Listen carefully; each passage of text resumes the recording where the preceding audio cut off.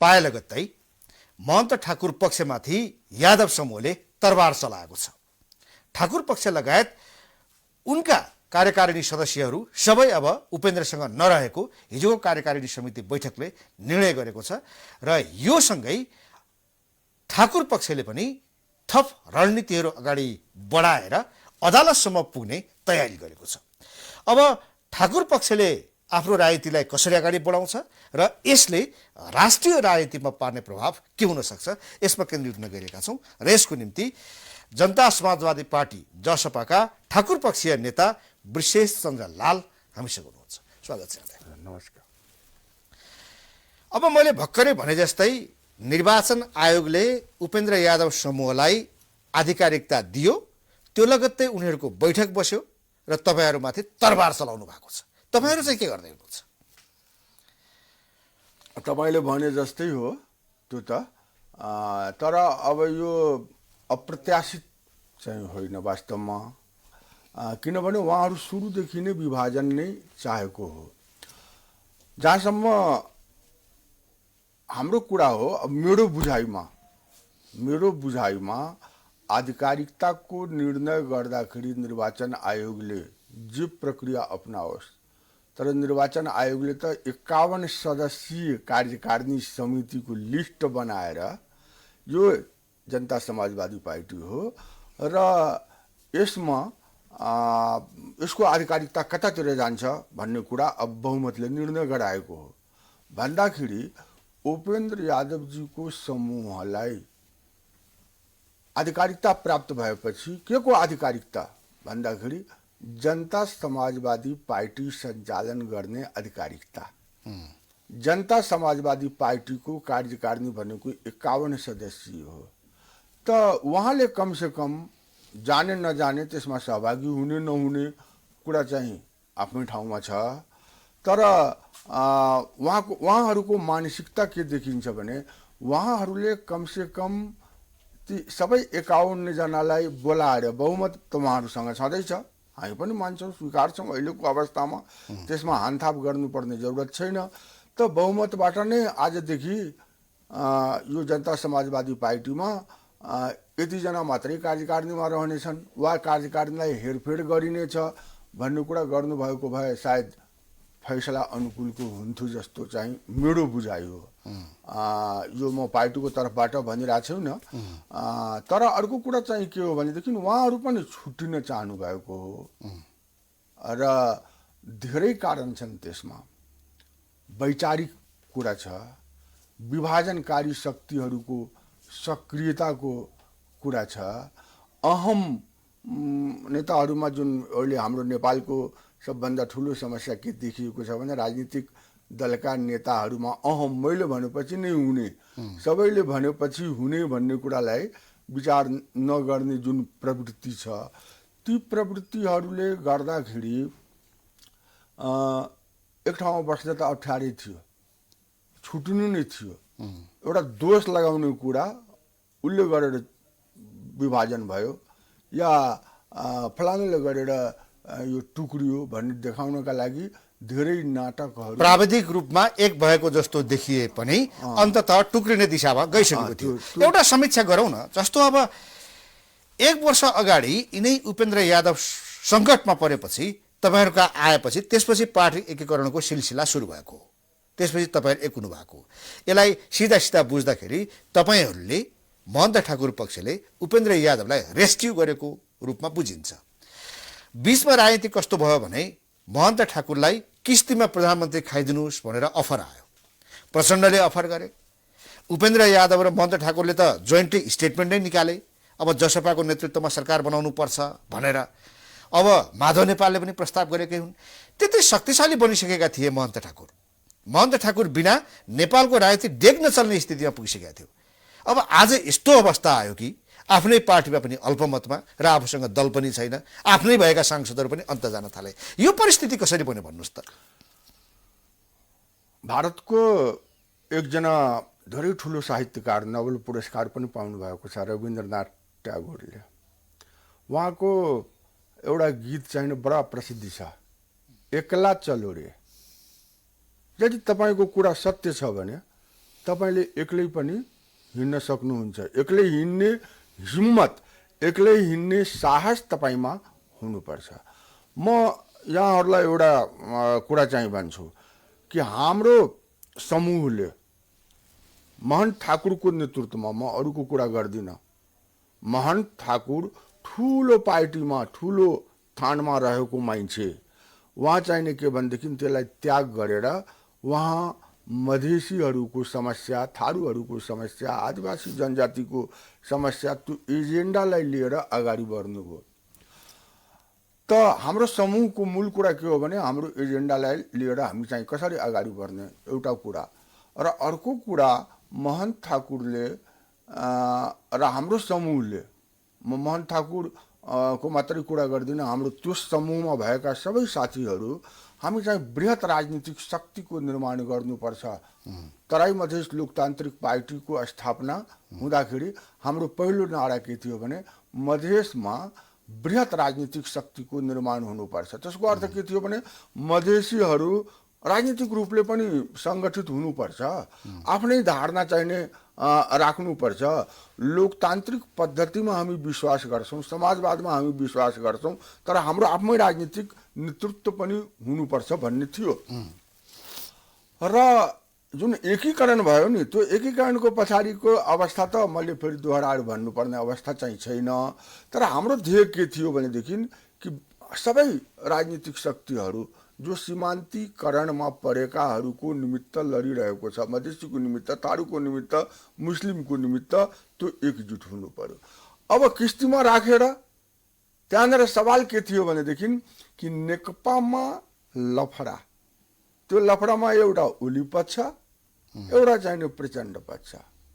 हाम्रो धारणा के थियो भने जनता समाजवादी पार्टीमा हामीले सुरुदेखि नै राख्दै आयौँ कि यो लफडामा सबैले हामीलाई चाहिँ धोकै दिएका छन् नि, सबै हाम्रो एगेन्स्टमा नै गएका छन् नि। हामी माथि दमन हुँदाखेरि ओली बढी बोल्ने उहाँ आफ्नो स्वभावले, तर प्रचण्डले पनि त्यही काम गरेको छ नि। पहिलो रमेश महतोको जुन हत्या भएको छ लाहानमा, त्यो हत्याको कारण चाहिँ के हो? त्यो हत्याको कारण त उहाँहरूकै समूह हो नि। त्यहीबाट यी कुराहरू चाहिँ उठेका छन् नि।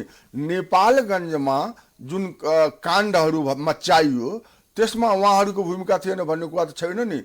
30 दलीय गठबन्धनमा रातारात उहाँ छोडेर हामीलाई चाहिने नदी किनारमा छोडेर उहाँ भागेर चाहिने के भनेदेखि उतातिर जानुभयो, त्यो पनि हामीले याद गर्नुपर्छ। ठिक छ, यी खैर समीक्षाका विषय भए, तर एउटा रणनीतिक रूपमा राजनीतिक दलको नेताहरूको त रणनीति हुन्छ नि, नीति हुन्छ नि। म त्यही कुरा, यसमा त तपाईँहरू चुकेकै, असफल भएकै हो नि।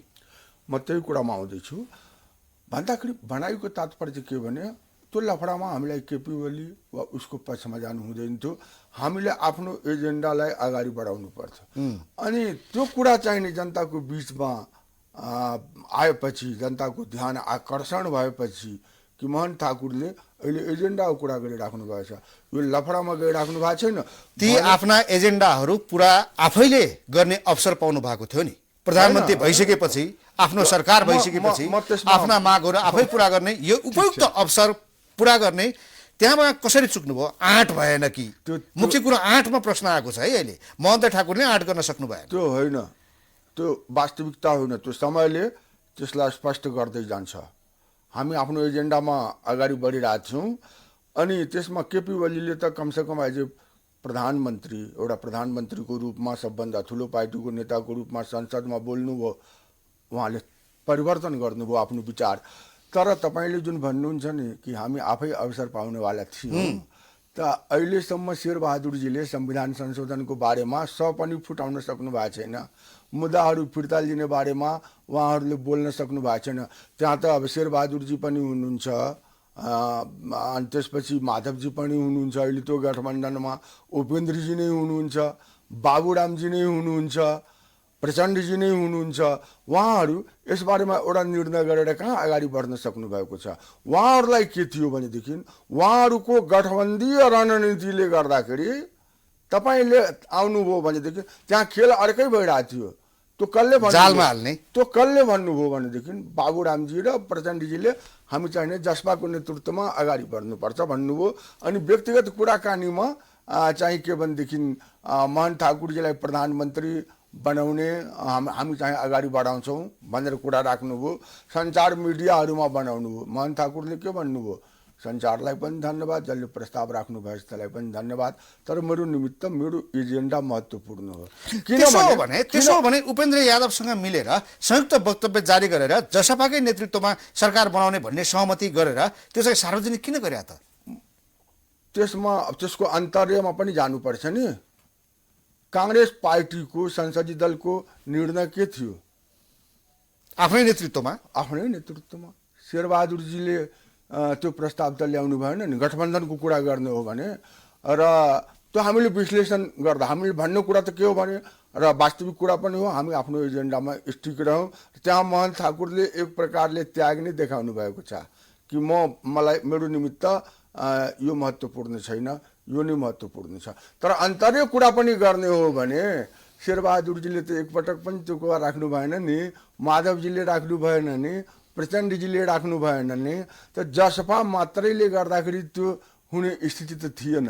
र अहिले अब त 165 जना। ठिक छ, अब त्यो समीक्षा गर्दै जाउँला। तर तपाईँहरूले जसरी ओलीलाई समर्थन गरेर अगाडि बढ्नुभयो त्यो रणनीति तपाईँहरूको कमजोर देखियो, असफल भयो नि। 13 दिने मन्त्री बन्नु पर्यो, आफ्ना भएका माग मुद्दाका बारेमा एउटा उपहासको पात्र बन्नु पर्यो। सबैले भन्ने भयो कि जसपाको महन्त ठाकुर पक्षसँग अब सत्ता पनि रहेन, मुद्दा पनि रहेन।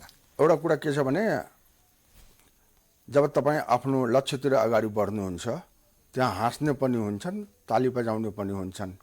त्यो समयको चक्र हो, त्यो चाहिँ आइरहेको हुन्छ। अहिले के भन्नुहुन्छ भने ओलीलाई समर्थन गर्ने कुरा तपाईँहरूको कमजोर रणनीति देखियो। हामीले ओलीलाई समर्थन गरे होइनौँ। हामी अहिले पनि ओली र प्रचण्डजीको या माधवजीको झगडामा हामी त्यसको उसमा चाहिँ कुनै पनि पर्न चाहन्नौँ। तर हामीले पनि आखिर एउटा सबभन्दा ठुलो पार्टीको समर्थन हाम्रो एजेन्डाको निमित्त तत्काल मौखिक नै भए पनि, त्यो एउटा कमिटमेन्टको रूपमा नै भए पनि हामी ल्याउन चाहिने समर्थ भएका छौँ र हाम्रो रणनीति कमजोर भएको छैन। आगामी दिनहरूमा यी कुराहरू अझ स्पष्ट भएर आउनेछन्। स्पष्ट होइन, अन्यल बढ्यो। तपाईँहरूले हिजोका दिनमा ओलीलाई समर्थन गरेर सरकारमा जानुभयो, एउटा दृष्टिकोण थियो, ल जसपाको महन्त ठाकुर पक्षको बाटो यो हो है भनेर। जसै ओली कुर्सीबाट निस्के तपाईँहरूले देउवा सरकारलाई समर्थन गर्नुभयो। यो कस्तो तपाईँहरूको राजनीतिक चरित्र हो? होइन, त्यो हामीले यो सरकारलाई किन समर्थन गर्नु भन्दाखेरि उहाँहरूले कुराकानीमा के भन्नु भनेदेखि हामी त थिर्ता पनि चाहन्छौँ नि। हामी फेरि र हामी मौका प्रस्त अवसरवाद देखियो। सुन्नुहोस् न, शेरबहादुरजीले उहाँको तर्फबाट हामी कहाँ आउने साथीहरूले कि हामी मधेसको एजेन्डालाई समर्थन गर्छौँ, तर हाम्रो नेताले के भन्नुभएको छ, हामी समर्थन त गरिरहेछौँ तर हाम्रो राजनीतिक विश्वास जुन हो, यहाँ टेक्निकली हामी समर्थन गरिरहेछौँ किनभने हामीसँग चारैतिरबाट धोका नै भएको छ। हाम्रो समस्याहरू जो सत्तामा गयो त्यसलाई विश्वास गर्ने, ओली सत्तामा जाँदा उसलाई विश्वास गर्ने, देउवा सत्तामा जाँदा देउवालाई विश्वास गर्ने, यो त तपाईँहरूको अवसरवादको चरम पराकाष्ठा। अवसरवाद होइन नि यो, अवसरवाद। मोहन ठाकुर चाहिने उप प्रधानमन्त्री बन्नको लागि, प्रधानमन्त्री बन्नको लागि प्रधानमन्त्रीकै अफर आएको थियो उहाँलाई, त्यो अवसरवाद गर्नुभएको भए त्यो अवसरवाद हुन्थ्यो। सुन्नुहोस् न, एउटा कुरा के छ भने आफ्नो एजेन्डा, हामी आन्दोलनमा छौँ, आन्दोलनकारीले कोसँग कुरा गर्छ, जसले राज्यको नेतृत्व गर्छ त्योसँग कुरा गर्छ, प्रधानमन्त्रीसँग कुरा गर्छ, अन्य राजनीतिक दलहरूसँग पनि कुरा गर्छ। ओली प्रधानमन्त्री हुनुहुन्थ्यो, हाम्रो एजेन्डाको कुरा थियो, हामीले कुरा कोसँग गर्ने? तपाईँहरूको देउवासँग के किसिमको समझदारी र सम्झौता भएर आज समर्थन गर्नुभएको त? तपाईँहरू आन्दोलनकारी हुनुहुन्छ भने त आन्दोलनमा हुनु पर्यो नि, सत्तालाई समर्थन किन गरे? हामी त आन्दोलनमा छँदैछौँ नि, हामी आफ्नो एजेन्डा उठाइरहेछौँ। आन्दोलन भनेको तोडफोड गर्नु मात्रै हो र? आन्दोलन भनेको सडकमा आउनु मात्रै हो र? आन्दोलन भनेको आफ्नो एजेन्डामाथि अडिग रहेर आफ्नो एजेन्डाको कुरा गर्ने, राज्यमाथि दबाब खडा गर्ने, त्यो काम चाहिने हामी गरिरहेका छौँ।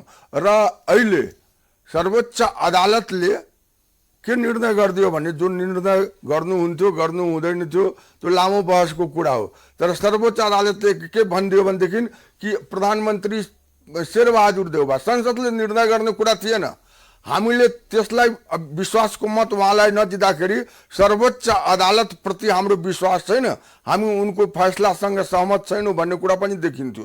आदि इत्यादि कुरालाई विचार गरेर अनि चाहिँ ल मत त दिने, तर आफ्नो पोजिसन आफ्नो हैन के प्राप्तिको लागि देउबालाई दिनुभयो यो भन्नुहोस् न। हाम्रो प्राप्ति केही होइन, यो एक प्रकारले सर्वोच्च अदालतको शेरबहादुर देउबा प्राइम मिनिस्टर हुनुपर्छ त्यसलाई भन्नुस् भने सम्मान हो, होइन भने भन्नुस् भने अर्कै कुरा हो।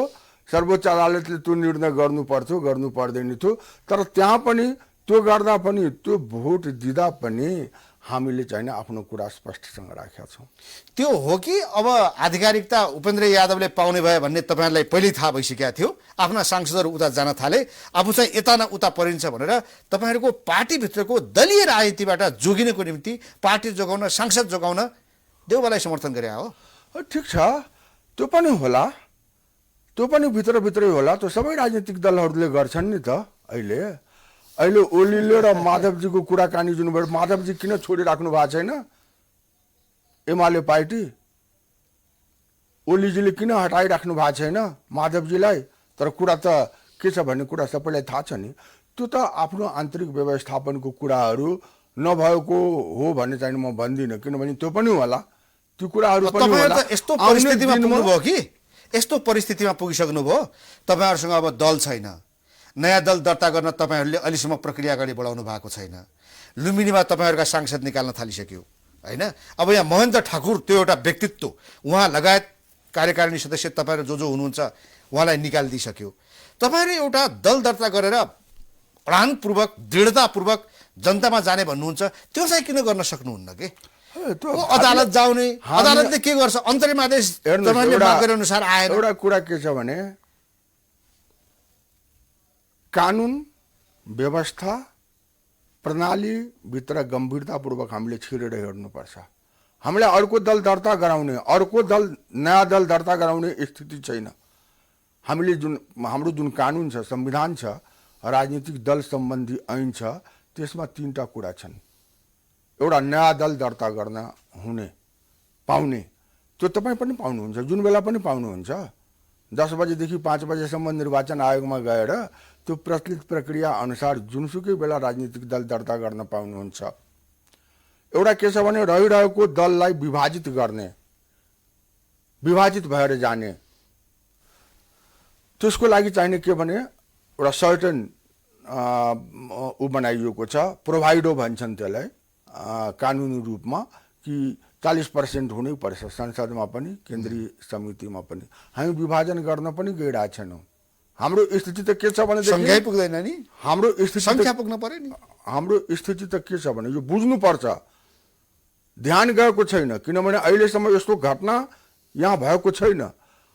कुरो के छ भने राजनीतिक दल सम्बन्धी ऐन 44 को 6 अनुसार आधिकारिकताको विवादलाई टुङ्ग्याउने व्यवस्था छ। त्यसमा स्पष्टसँग के भनेको छ भने आधिकारिकताको विवाद यसरी टुङ्ग्याइनेछ, बहुमत पक्षलाई आधिकारिकता प्रदान गरिनेछ, अर्को पक्षलाई अर्को राजनीतिक दलको मान्यता दिनुपर्छ भन्दाखेरि कानुनले नै हामी राजनीतिक दल पाइरहेछौँ, राजनीतिक दलको मान्यता पाइरहेछौँ।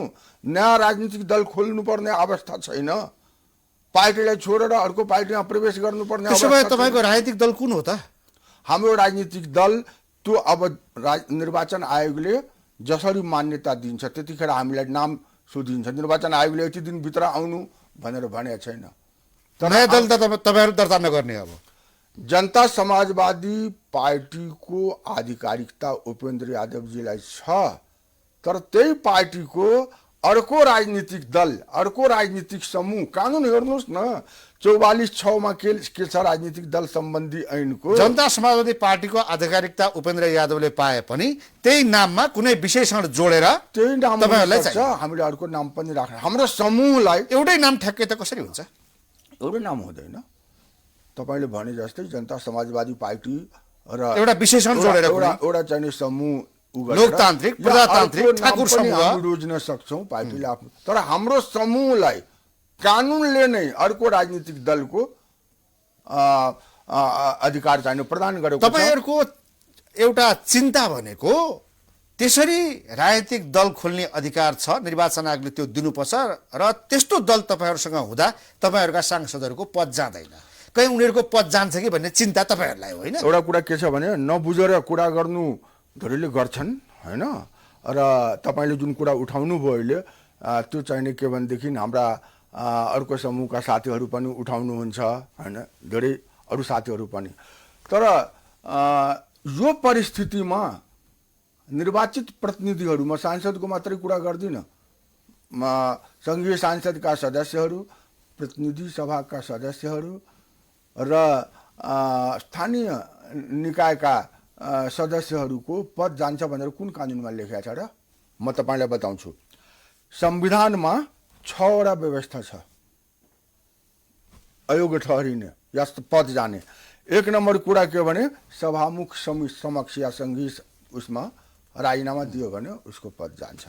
दोस्रो चाहिँ के छ भने धारा 87 अनुसार अयोग्य भयो भने उसको पद जान्छ। तेस्रो चाहिँ के छ भने कि कार्यकालको समाप्ति भयो भने पद जान्छ। अनि अर्को चाहिँ के छ भने सूचना नदिई 10 पटकसम्म अनुपस्थित भयो भने पद जान्छ।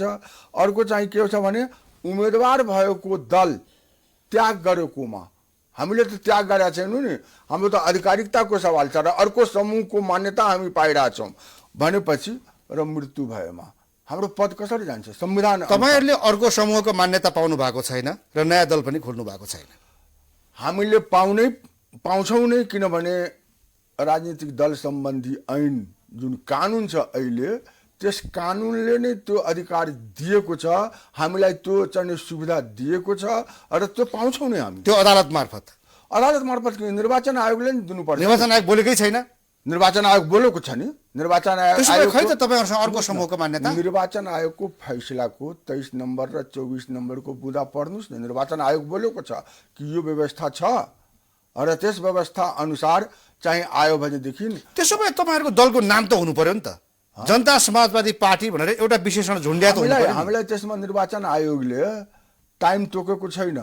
2 दिनभित्र आउनु, 3 दिनभित्र आउनु, अहिले नै दिनु, 7 दिनमा आउनु, 15 दिनमा आउनु भनेर समय तोकेको छैन। त्यसकारण हामी यसबारेमा छलफल चाहिँ गर्दैछौँ र हामी चाहिने एउटा छुट्टै राजनीतिक दलको मान्यता पाउँछौँ। त्यसो भए तपाईँहरू अदालत किन जाने त? निर्वाचन आयोगलाई छिटो गर भन्नु पर्यो होइन। अदालत जाने भन्ने हामी अहिले चाहिँ छलफल गर्दैछौँ र निर्वाचन आयोगमा को फैसलामा अरू पनि त्रुटिहरू छन्। ती त्रुटिहरूलाई कानुनी हिसाब किताबले हामी केलाइरहेका छौँ र जहाँ जहाँ कमजोरी छ, त्रुटि छ, जहाँ चाहिने गर्न नहुने निर्णयहरू निर्वाचन आयोगबाट भएको छ, त्यसको विरुद्धमा अदालतमा जाने कुरामा कसैले के आपत्ति छ र? ठिक छ, त्यो विषयमा जानु होला। तर जे होस्, नयाँ समूहको मान्यता तपाईँहरूलाई निर्वाचन आयोगले दिएको छ, छिटै त्यसको नाम तपाईँहरू लिनुहुन्छ, तर नयाँ दल दर्ता गर्ने कुरामा तपाईँहरूको चासो छैन। नयाँ दल दर्ता गर्नुपर्ने अवस्था नै छैन नि। हामीलाई त कानुनले नै अर्को राजनीतिक दल दिइरहेको छ। नयाँ दल किन दर्ता गर्ने? हामीले त्यस कानुनको प्रयोग गर्ने र यो पछिको लागि जसरी निर्वाचन आयोगले जुन प्रक्रिया अपनायो त्यो प्रक्रिया नयाँ होइन नेपालमा, होइन? त्यसले पाउने सुविधा पनि नयाँ हुन्छ। त्यो पनि एउटा परम्परा त सुरु हुन्छ नि। हामीले किन नयाँ दल दर्ता गराउने? नयाँ दल दर्ता गराउने त जुन बेला पनि सकिन्छ। ठिक छ, अब के भयो भने त्यसको लागि यो विभाजनको अवस्थामा के बुझिएको थियो कि अब पूर्व राजपा समूह एक ठाउँमा जान्छ, समाजवादी अर्को ठाउँमा चुइटिएर जान्छ भन्ने थियो। तर तपाईँहरूका सांसदहरू, तपाईँहरूका नेताहरू उपेन्द्रले तान दिए कि तपाईँहरूले जोगाउन सक्नु भएन। होइन, अब के छ भने अब आफ्नो आफ्नो इच्छा हो त्यो, तर यो समय आउँछ बिस्तारै चाहिने यो क्लियर हुँदै गइरहेको छ। त्यो पोजिसनहरू क्लियर हुन्छन् र हामी यसबाट चिन्तित छैनौँ। हामीले आफ्नो एजेन्डालाई अगाडि बढाउनुपर्छ र जनता एजेन्डाको पक्षमा छन्, किनभने जनता अहिले सङ्घर्षमा छन्। र म तपाईँलाई एउटा कुरा बताउँ कि जुन बेलादेखि मधेसले आफ्नो एजेन्डा सुरु गर्यो त्यसको 16 वर्ष भइसक्यो। त्यतिखेर जन्मेका मान्छेको रक्तमा त्यही एजेन्डा छ। त्यतिखेर चाहिँ 8 वर्ष 10 वर्ष भएको एउटा चाहिने जुन सन्तति नै छ, अहिलेको सन्तति नै छ, त्यो संसदीको रक्तमा त्यो एजेन्डा छ। हामी एजेन्डालाई लिएर अगाडि बढ्छौँ र त्यही रक्तले हामीलाई बल प्रदान गर्छ र भोलिको दिनमा त्यसको। तपाईँहरूका एजेन्डा र उपेन्द्रका एजेन्डामा के फरक छ? हेर्नुहोस् के छ भने अहिले अब उहाँहरू कतातिर बढिराख्नु भएको छ भन्ने कुराहरू म उहाँहरूको आलोचना गर्न चाहन्न। म त्यस्तो आलोचना गर्ने मान्छे पनि होइन, एउटा पछिको एउटा व्यक्तिको आलोचना गर्ने। तर एउटा कुरा चाहिँ के हो भने हामीले सोच्नुपर्ने कुरा के हो भने यो पार्टीको विभाजनको वास्तविक कारण के हो त, त्यसमा कहिले हामीले ध्यान त्यो त तपाईँले बताइसक्नुभयो अघि। थुप्रै विचारका कुरा, दृष्टिकोणका कुरा, सिद्धान्तको कुरा, कार्यशैलीका कुरा भन्नुभयो। अब जहाँसम्म एजेन्डाका कुराहरू छन्, जो तपाईँले हामी एजेन्डा पक्रेर अगाडि बढ्छौँ, एजेन्डा छोड्दैनौँ भन्नुभयो, तपाईँले उठाएका एजेन्डाहरूसँग उपेन्द्र यादवको एजेन्डाको कुनै भिन्नता जस्तो मलाई लाग्दैन। त्यहाँ केही फरक छ भने भन्नुहोस्। भगवानले गरोस् त्यो भिन्नता नहोस् र त्यो भिन्नता छैन भन्ने कुरा हामी महसुस गरेर उहाँहरूसँग एकीकरण प्रक्रियामा हामी गएका थियौँ। तर अहिले त देखिँदैन त्यो, किनभने अहिले जुन 4 दलीय गठबन्धन गर्नुभएछ त्यसमा हाम्रो एजेन्डाको पनि छैन, एउटा बिन्दु पनि कहीँ आएको छैन। उहाँहरू किन गठबन्धन गर्नुभएको छ, उहाँहरूको एउटै कुरा थियो, सत्तामा जाने, ओलीलाई हटाउने। अनि अर्को कुरा पनि छ भित्रभित्रै, यो एउटा वामपन्थीहरूको यो चाहिँ एउटा समूह बन्दैछ। त्यसमा अहिले सत्ताको कारणले गर्दाखेरि, त्यो अवसरको कारणले गर्दाखेरि काङ्ग्रेस चाहिँ फँसेको छ। भित्रभित्रै नेपालमा जुन तपाईँको एउटा ज्वालामुखीको बन्दैछ, एउटा परिवर्तनको जुन दबाब बन्दैछ, त्यो दबाब के हो भने लोकतान्त्रिक शक्तिहरू एक हुन्छन् र वामपन्थीहरू एक हुन्छन्। अहिले जुन यो गठबन्धन छ नि त्यसमा काङ्ग्रेसका पनि धेरै साथी त यो गठबन्धन ढिलो चाँडो जाँदैन। यो गठबन्धन वामपन्थीहरू एक ठाउँमा हुन्छन्, प्रजातान्त्रिक लोकतान्त्रिक समूह एक ठाउँमा बिल्कुलै जाँदैन, किनभने त्यो मिल्दैन। हामीले पनि केमिस्ट्री मिल्दैन। जनता समाजवादी पार्टीमा हेऱ्यौँ नि, हाम्रो चाहिँ मूल कुरा कहाँनिर हो, वामपन्थीहरूको कार्यशैली, वामपन्थीहरूको सोचाइ, लोकतन्त्रवादीहरूको कार्यशैली, लोकतन्त्र। यसो भयो। अब तपाईँले यो सैद्धान्तिक कुरा उठाउनु भयो। अब तमोलोपा, तराई मधेस लोकतान्त्रिक पार्टी, त्यहाँबाट आएका महन्त ठाकुर, तपाईँहरू सबै चाहिँ अब डेमोक्रेट भनेर चिनिनुहुन्छ होइन। अब एउटा तर समर्थन तपाईँहरूले त्यही वामपन्थी ओलीलाई गरे होइन। के भन्नुभयो मैले बुझिनँ।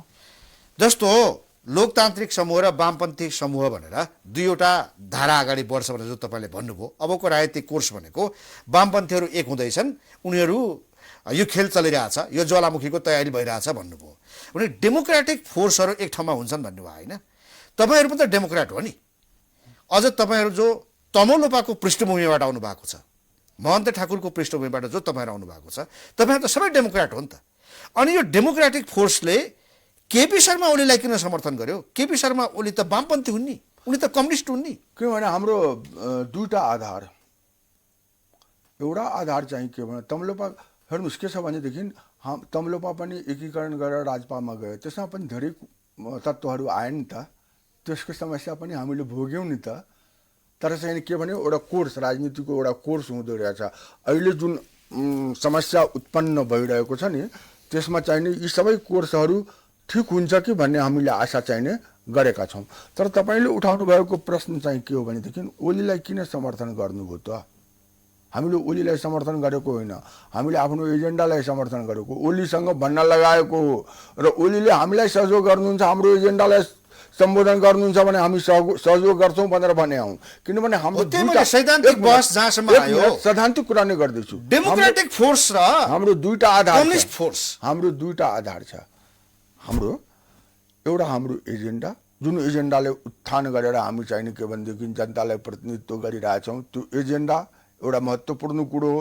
त्यसलाई अगाडि बढाउनलाई हामी डेमोक्रेटहरूको यो फोर्स हो। तपाईँले जुन औलाउनु पनि तराई मधेस लोकतान्त्रिक पार्टीको ब्याकग्राउन्ड, हामीले डेमोक्रेसीलाई छोडेका छौँ र लोकतान्त्रिक पद्धतिलाई निष्पक्ष आफ्नो फाइदाको निम्ति तपाईँहरू जोसँग पनि अलायन्स गर्न तयार भएको देखियो कि होइन। हाम्रो के फाइदाको निमित्त?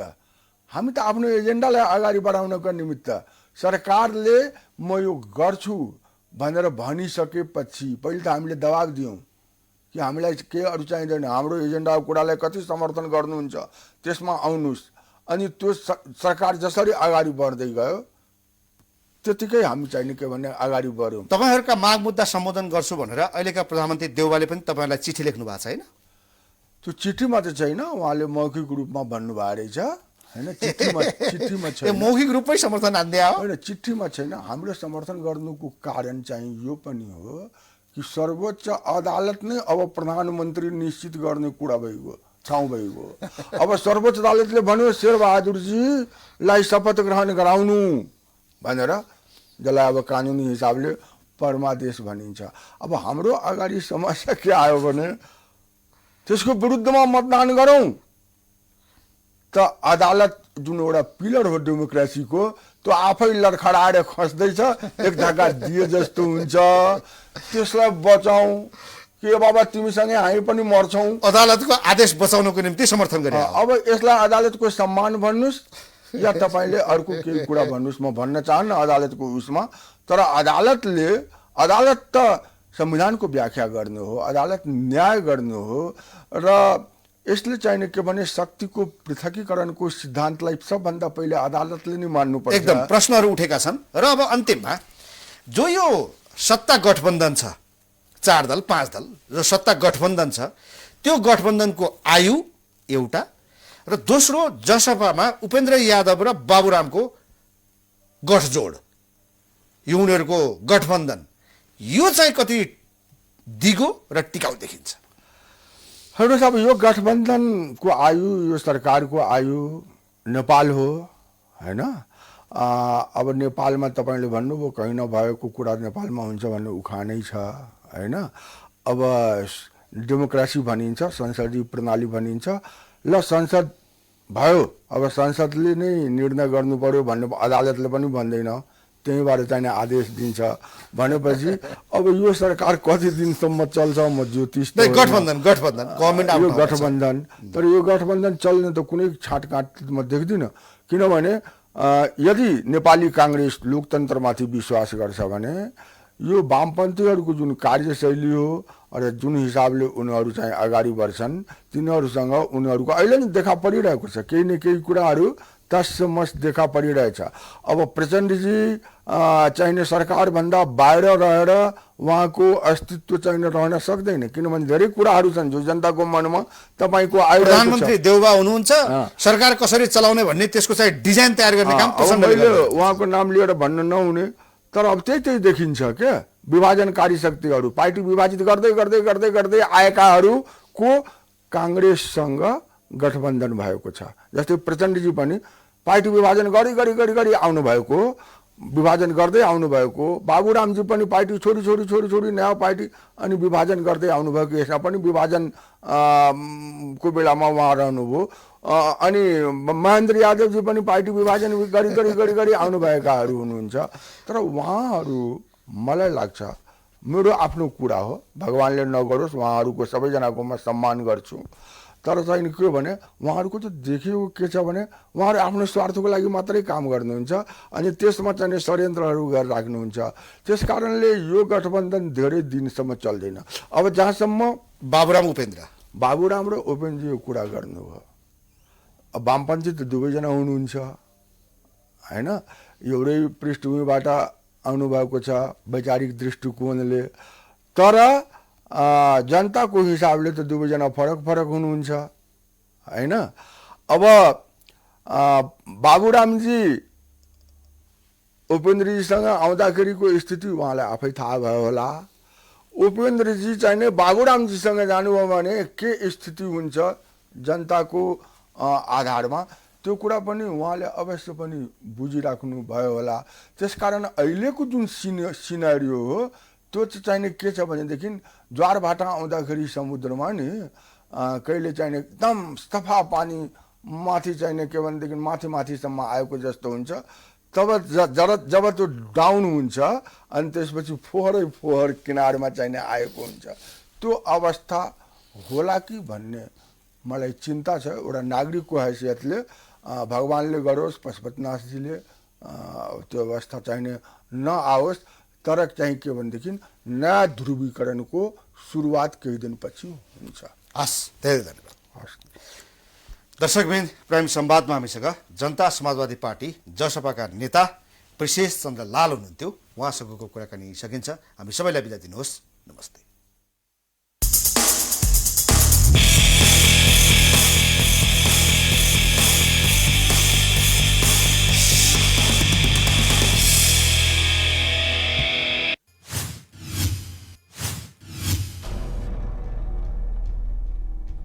This is Times Broadcasting Networks.